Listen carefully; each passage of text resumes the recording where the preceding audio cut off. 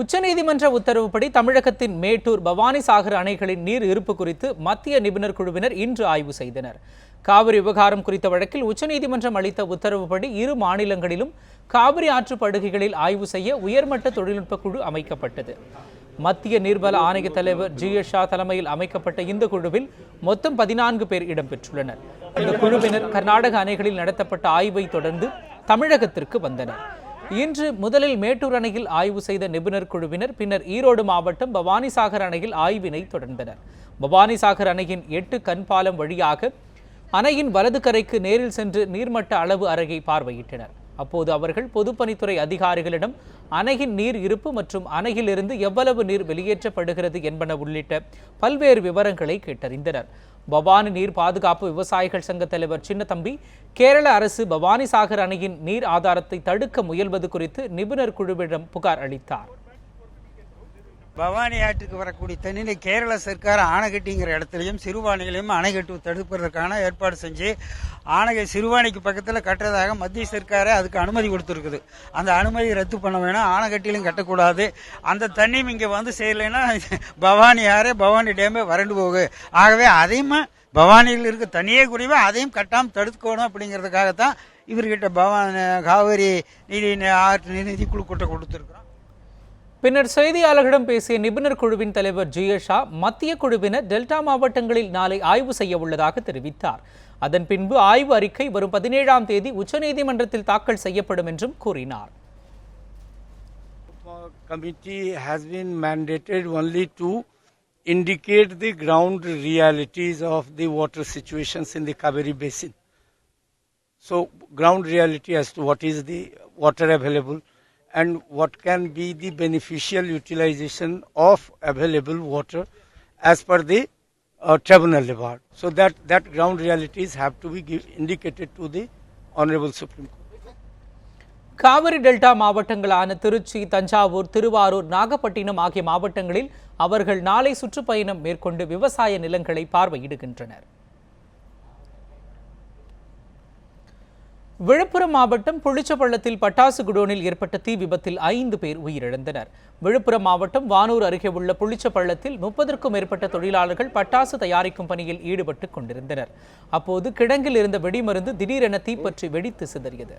இதில் அந்த கட்டிடமே இடிந்து நொறுங்கி தரைமட்டமானது.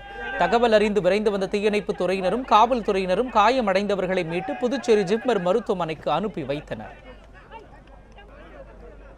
இந்த வெடி விபத்தில் 5 பேர் உயிரிழந்தனர். கட்டிடத்தின் இடிபாடுகளில் மேலும் பலர் சிக்கி இருக்கலாம் என கருதப்படுவதால் உயிரிழந்தோரின் எண்ணிக்கை அதிகரிக்கலாம் என்றும் அஞ்சப்படுகிறது. வெடி விபத்தை அடுத்து குடோன் உரிமையாளர் ரமேஷ் தலைமறைவாகியுள்ளார்.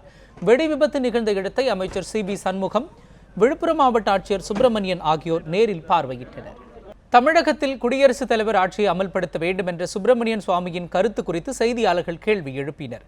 எனினும் அதற்கு அரசியல் பேசுவதற்கான இடம் இதுவல்ல என்று வெங்கையா நாயுடு கூறினார்.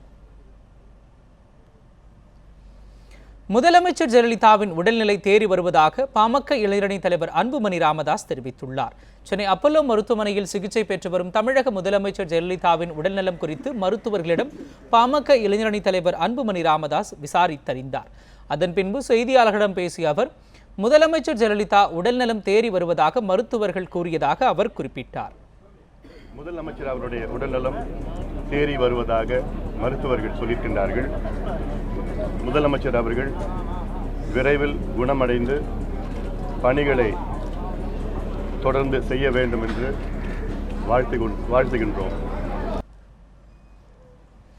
முதலமைச்சர் ஜெயலலிதா விரைவில் பூரண குணமடைவார் என்றும் வழக்கம் போல் அரசு நிர்வாகத்தை கவனிப்பார் என்றும் தமிழக முன்னாள் அமைச்சர் கோகுல இந்திரா தெரிவித்துள்ளார்.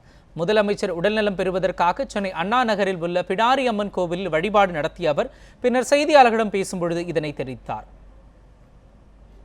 புரட்சி தலைவி அம்மா அவர்கள் மிக விரைவிலேயே அனைவருடைய வேண்டுதல் பிரார்த்தனைகள் காரணமாக குணமடைந்து வருகின்றார்கள்.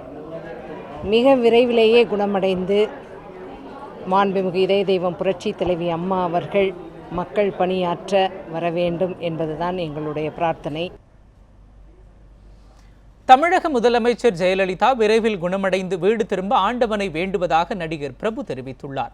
ஈரோட்டில் செய்தியாளர்களிடம் பேசிய அவர் இவ்வாறு தெரிவித்தார். அம்மா இப்போ சுகம் இல்லை, அவங்க நல்லா சுகமாயி நல்லா வரணும், வந்து அவங்க சொல்லக்கூடிய அது செய்தி தான் அது அப்படிங்கிறது தான். ஸோ அவங்க நல்லா அவங்களோட உடல் நல்லா ஆரோக்கியமாக ஆகணும் அப்படிங்கிறத நான் ஆண்டவனை வேண்டிக்கிறேன். சென்னை அப்பல்லோ மருத்துவமனையில் சிகிச்சை பெற்று வரும் முதலமைச்சர் ஜெயலலிதா பூரண நலம் பெற வேண்டி பல்வேறு இடங்களில் அதிமுகவினர் பொதுமக்கள் பிரார்த்தனையில் ஈடுபட்டனர். ஈரோடு மாவட்டம் திண்டலில் உள்ள முருகன் கோவிலில் ஜெயலலிதா பேரவை சார்பில் 501 பால்குட ஊர்வலமும் சிறப்பு வழிபாடும் நடைபெற்றது. நாடாளுமன்ற சட்டமன்ற உறுப்பினர்கள், கட்சி நிர்வாகிகள் என ஏராளமான அதிமுகவினர் இதில் கலந்து கொண்டனர். திருவண்ணாமலை மாவட்டம் ஆரணி கொசப்பாளையம் முத்துமாரியம்மன் கோவிலில் முதலமைச்சர் பரிபூரணமாக குணம் பெற வேண்டும் என அதிமுகவினர் பிரார்த்தனை செய்தனர். கோட்டை சட்டமன்ற அலுவலக வளாகத்திலிருந்து பால்குடம் எடுத்து கோவிலுக்கு வந்த அதிமுகவினர் கோவில் வளாகத்தில் அன்னதானமும் செய்தனர். முதலமைச்சர் ஜெயலலிதா பூரண குணமடைய வேண்டி அரியலூரில் சுப்பிரமணியர் கோவிலில் முருகனுக்கு பாலாபிஷேகம் செய்யப்பட்டது. முன்னதாக பால்குடம் எடுத்து வந்த ஆயிரக்கணக்கான அதிமுகவினர் கோவிலில் சுவாமிக்கு சிறப்பு அபிஷேகம் செய்து வழிபாடு நடத்தினார்கள். தேனி மாவட்டம் கூடலூரில் இருந்து லோயர் கேம்பில் உள்ள வழிவிடு முருகன் திருக்கோவில் வரை 11 கிலோமீட்டர் தூரம் வரை பால்குடம் சுமந்தபடி சென்ற அதிமுகவினர் பாலாபிஷேகம் செய்து முதலமைச்சர் பூரண நலம் பெற வேண்டி பிரார்த்தனையில் ஈடுபட்டனர். தருமபுரியில் பிரகதாம்பாள் அருளீஸ்வரர் கோவிலில் முதலமைச்சர் நலம் பெற வேண்டி மகா யாகம் நடத்தப்பட்டது. இதில் தமிழக உயர்கல்வித்துறை அமைச்சர் KP அன்பழகன் உட்பட நூற்றுக்கணக்கான அதிமுகவினர் பங்கேற்றனர். கடலூர் மாவட்டம் விருத்தாசலம் கொளஞ்சியப்பர் கோவிலில் முதலமைச்சர் நலம் பெற வேண்டி அமைச்சர் MC சம்பத், சட்டமன்ற உறுப்பினர்கள், அதிமுக தொண்டர்கள் வெள்ளித்தேர் இழுத்து சிறப்பு கூட்டு பிரார்த்தனையில் ஈடுபட்டனர். சென்னை திருவொற்றியூரில் 300க்கும் மேற்பட்ட பெண்கள் பால்குடம் எடுத்து ஊர்வலமாக நடந்து சென்று ராமகிருஷ்ணன் நகர் விநாயகர் கோவிலில் முதலமைச்சர் நலம் பெற வேண்டி வழிபட்டனர். பாகிஸ்தான் ராணுவம் அத்துமீறி தாக்குதல் நடத்தி வருவதால் ஜம்மு காஷ்மீர் எல்லையில் உள்ள கிராமங்கள் வெறிச்சோடி காணப்படுகின்றன. அங்குள்ள நிலைமையை களத்திலிருந்து விளக்குகிறார் நமது செய்தியாளர் சஞ்சீவி. ஜம்முவின் எல்லையில் இருக்கக்கூடிய அப்துல்யான் என்ற கிராமத்தில் தற்போது நாம் நின்று கொண்டிருக்கிறோம். இந்த கிராமத்தை பொறுத்தவரை பார்த்தோம் என்றால் பாகிஸ்தான் உடைய லைன் ஆஃப் கண்ட்ரோலுக்கு கிட்டத்தட்ட 1 கிலோமீட்டருக்கு முன்பே தற்போது உள்ளது. இந்த கிராமத்தை பொறுத்தவரை பார்த்தோம் என்றால் ஒரு விவசாய கிராமம், அதுவும் பழமையான கட்டிடங்களை கொண்டது என்று இந்த காட்சிகளை பார்த்தாலே தெரிகிறது.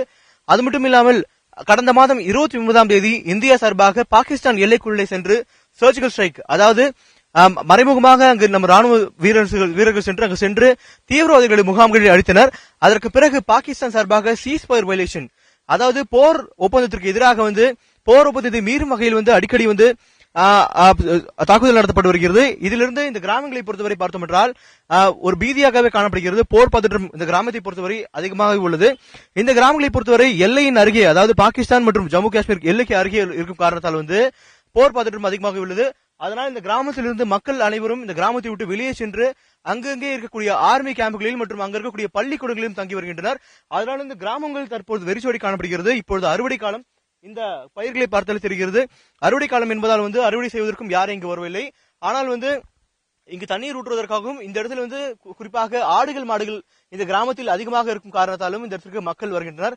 அதே போல இந்த இடத்துல ஒரு மூடப்பட்ட பள்ளியை காண முடிகிறது. கிட்டத்தட்ட 15 நாட்களுக்கு மேலாக இந்த இருக்கக்கூடிய பள்ளிகள் மூடப்பட்டுள்ளது. தற்போதைய நிலைமை பொறுத்தவரை பார்த்தோம் என்றால் இன்னும் கிட்டத்தட்ட 1 வாரத்திற்கு மேலாக பாகிஸ்தான் சார்பாக சீஸ்ஃபயர் வயலேஷன் நடந்து கொண்டுதான் இருக்கிறது. அதன் காரணமாக இந்த கிராமங்களில், குறிப்பாக ஜம்முவில் இருக்கக்கூடிய இது போல எல்லை கிராமங்களில் தற்போது நிலைமை இதுவாக தான் உள்ளது. அதே போல இந்த இடத்தில் பங்கர்களை நம்மால் காண முடிகிறது. அதாவது BSF சார்பாக இது போல பங்கர்களில் தான் சென்று பாதுகாப்பு பணியில் ஈடுபடுவார்கள். அதே போல தாக்குதல் பணியில் ஈடுபடுவார்கள். தற்போது எல்லையில் பதட்டம் அதிகமான காரணத்தால் அனைவரும் முன்னே, அதாவது இந்த பென்ஸ் அருகே தற்போது நின்று கொண்டிருக்கிறார்கள். அதனால் இது போல பங்கர்கள் தற்போது காலியாக உள்ளது. அது மட்டும் இல்லாமல் ஒரு சில நபர்கள் மட்டுமே இந்த கிராமத்திற்கு அடிக்கடி செல்லக்கூடிய காட்சிகள் நம்மால் காணப்படுகிறது. அதே போல அந்த இடத்தில் டவரை ஒன்று பார்க்கலாம். தூரத்தில் ஒரு பெரிய கோபுரம் இருக்கிறது. அந்த கோபுரத்திலிருந்து பாகிஸ்தான் எல்லையில் என்ன நடக்கிறது, யார் வருகிறார்கள் என்ற விஷயத்தை ராணுவ அதிகாரிகள் மற்றும் BSF சார்பாக அந்த இடத்திலிருந்து பார்க்க முடியும். அதே போல தற்போது இந்த எல்லையில் இது போல தாக்குதல்கள் அதிகமாக நடந்து வரும் காரணத்தால் வந்து பிஎஸ்எஃப் மட்டும் இல்லாமல் இந்திய ராணுவம் வந்து பிஎஸ்எஃப்க்கு உதவியாக உள்ளது. ஒளிப்பதிவாளர் நதியுடன் சஞ்சீவி, நியூஸ் 7 தமிழ், ஜம்மு காஷ்மீர். தமிழக அரசுக்கு எதிராக செயல்படும் நோக்கத்துடன் மத்திய அரசு உள்ளதோ என்ற சந்தேகம் எழுந்துள்ளதாக விடுதலை சிறுத்தைகள் கட்சித் தலைவர் திருமாவளவன் தெரிவித்துள்ளார். இடதுசாரி இயக்க தலைவர்களில் ஒருவரான மறைந்த முதல்வருக்கு சிகிச்சை அளிப்பதற்காக என்று ஏற்க இயலவில்லை. அவர்கள் முதல்வரின் உடல்நலத்தை அறிந்து கொண்டு அதன் அடிப்படையில் அரசியல் செய்வதற்கான முயற்சியில் தான் ஈடுபட்டிருக்கிறார்கள் என்பதற்கு சுப்பிரமணிய சுவாமி அவர்களின் பேட்டி ஒரு சான்றாக இருக்கிறது. எனவேதான் இந்த போக்கை விடுதலை சிறுத்தைகள் கண்டிக்கிறது.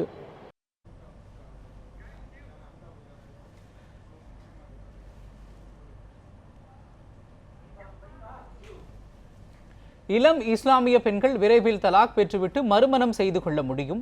ஆனால் விவாகரத்துக்காக நீதிமன்றத்திற்கு அழைந்தே இளம் இந்து பெண்களின் வாழ்க்கை சீரழிந்து போய்விடுகிறது என சட்டமன்ற உறுப்பினர் விஜயதாரணி செய்திக்கு அப்பால் நிகழ்ச்சியில் கலந்து கொண்ட போது தெரிவித்துள்ளார். தலாக் முடிந்த உடனேயே ஒரு இளம் பெண்ணாக இருந்தால் அவருக்கு மறுமணம் நடந்து விடுகிறது. அந்த ஒரு நன்மையும் அதில் இருக்கு. ஒற்று வாழ முடியவில்லை என்றால் ரொம்ப நாள் இந்த டிவோர்ஸ் கோர்ட்ஸில் டிவோர்ஸே கிடைக்காம லோலோன்னு அலைஞ்சு இந்த ஹிந்து மேரேஜ் ஆக்ட்லலாம் பார்த்தீங்கன்னா இந்த ஹிந்து பெண்களோட வாழ்க்கையெல்லாம் சீரழிஞ்சே போயிடுது பல நாள். அப்படியெல்லாம் வருஷக்கணக்காக 20 வருஷம் டைவர்ஸ் கிடைக்காத ஆள்லாம் உண்டு. அதற்கு மனம் ஒத்து வாழ முடியவில்லை என்றால் டிவோர்ஸ் ஆயிடுச்சுன்னா அடுத்த மறுமண வாழ்க்கையில் அவங்க வாழ்க்கையாக நல்லா இருக்கும், 2 பேருக்குமே நல்லா இருக்க வாய்ப்பு இருக்குது. அப்படிப்பட்ட பார்வை இன்னைக்கு இளைஞர்கள் மத்தியில் வலுப்பெற்று இருக்கு. சென்னையில் நகைக்கடையில் 9 கிலோ தங்கம் கொள்ளையடித்துவிட்டு தலைமறைவான ராஜஸ்தான் மாநிலத்தைச் சேர்ந்த 2வரை காவல்துறையினர் கைது செய்தனர்.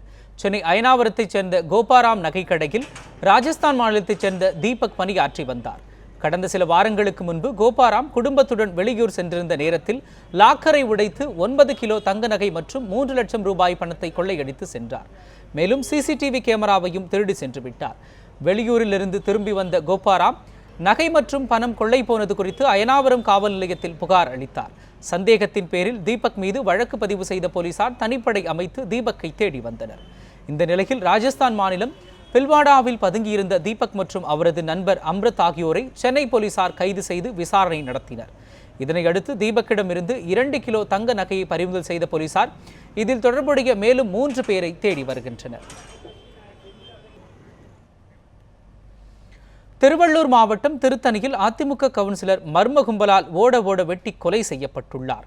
திருத்தணியில் 13வது வார்டு அதிமுக கவுன்சிலரும் மேற்கு மாவட்ட எம்ஜிஆர் மன்ற இணை செயலாளருமான ஆறுமுகம் கன்னிகாபுரம் சாலையில் உள்ள தனது குடிநீர் ஆலைக்கு காரில் சென்றுள்ளார்.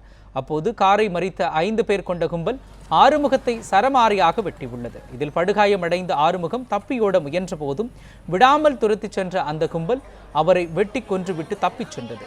கடந்த மாதம் இதேபோல் ஆறுமுகத்தை வெட்டி கொள்ள முயன்ற மர்ம கும்பலைச் சேர்ந்த ஒருவரை பொதுமக்கள் பிடித்து காவல் நிலையத்தில் ஒப்படைத்தனர். இந்த நிலையில் தற்பொழுது அதே கும்பல் ஆறுமுகத்தை வெட்டி கொன்றதா என்ற கோணத்தில் போலீசார் விசாரணை மேற்கொண்டு வருகின்றனர். அதிமுக கவுன்சிலர் ஆறுமுகத்தை கொலை செய்த குற்றவாளிகளை கைது செய்ய கோரி திருத்தணியில் போராட்டத்தில் ஈடுபட்டவர்களை போலீசார் தடியடி நடத்தி கலைத்தனர். இந்நிலையில் கொலை செய்துவிட்டு ஆட்டோவில் தப்பிய ஆட்டோ ஓட்டுநர் உள்ளிட்ட மர்ம நபர்கள் 5 பேரை காவல்துறையினர் 3 படைகளை அமைத்து தேடி வந்த நிலையில் கொலையாளிகள் பயன்படுத்தி தப்பிச் சென்ற ஆட்டோ பறிமுதல் செய்யப்பட்டுள்ளது. மேலும் ஆட்டோ ஓட்டுநர் உள்ளிட்ட 2 கைது செய்து ரகசிய இடத்தில் வைத்து போலீசார் விசாரணை மேற்கொண்டு வருகின்றனர்.